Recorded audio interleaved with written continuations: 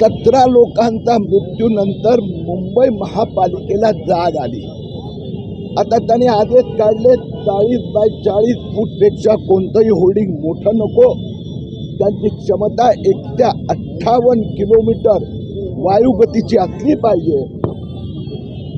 त्यानंतरही जर कल्याण डोंबिवली महापालिकेला, ठाणे महापालिकेला, पनवेल महापालिकेला, मीरा भाईंदरला यांना तिथल्या होल्डिंग पडून तिथले नागरिकांच्या मृत्यूची ते वाट पाहणार आहे। मी आज महापालिका आयुक्तांशी बोललो, ताबडतोब 24 तासात सगळ्या होल्डिंग धारकांना नोटिसीत केल्या पाहिजे। जो होल्डिंग 40 बाय 40 पेक्षा मोठा आहे, सुप्रीम कोर्टाने रेल्वेला पण आदेश दिला, त्या होल्डिंग संबंधित ताबडतोब डिमोलेशनची ऑर्डर निघाली पाहिजे।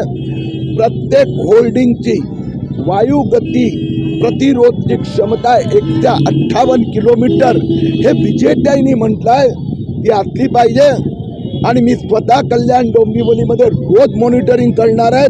पुढच्या आठवड्याभरात सगळ्या होल्डिंगचं स्ट्रक्चरल ऑडिट आणि 40 बाय 40 पेक्षा मोठ्या होल्डिंगचं डिमोलिशन।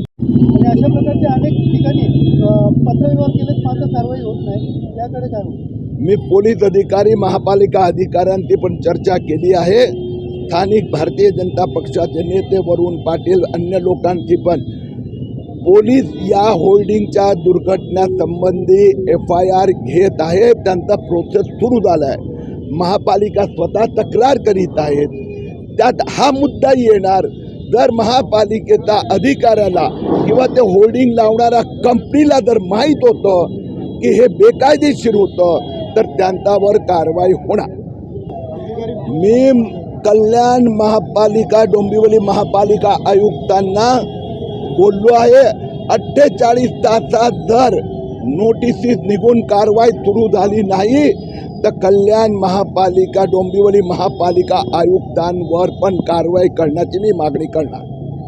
आता हा जो होर्डिंग काय समजायचं? मी तुम्हाला गंमत सांगतो, घाटकोपरची अधिकृतता फक्त 40 बाय 40च्या होल्डिंगची होती। ते जागेवर 165 बाय 209 फूटचं होल्डिंग होतं, म्हणून याची परवानगी जी आहे हे किती फूटची आहे ती बघावी लागणार, पोलिसांना बघावी लागणार।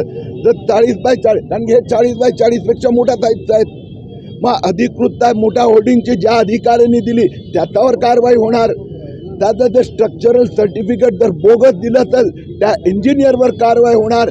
ज्याचं घाटकोपर होल्डिंगमध्ये 5 लोकांना आत्तापर्यंत जेलमध्ये आहेत, इथेही तसाच पद्धतीची कारवाई फक्त ह्या होल्डिंगच्या विरोधात नाही, त्या ॲडव्हर्टायझरनी ताबडतोब जे बेकायदेशीर होल्डिंग आहे 24 तासात काढले नाही, सगळ्यांवर कारवाई। 24 तासाच्या आत महापालिकेच्या स्ट्रक्चरल इंजिनियरनी हे सगळं पाहून त्यांनी पोलीस स्टेशनला रिपोर्ट द्यावा लागणार।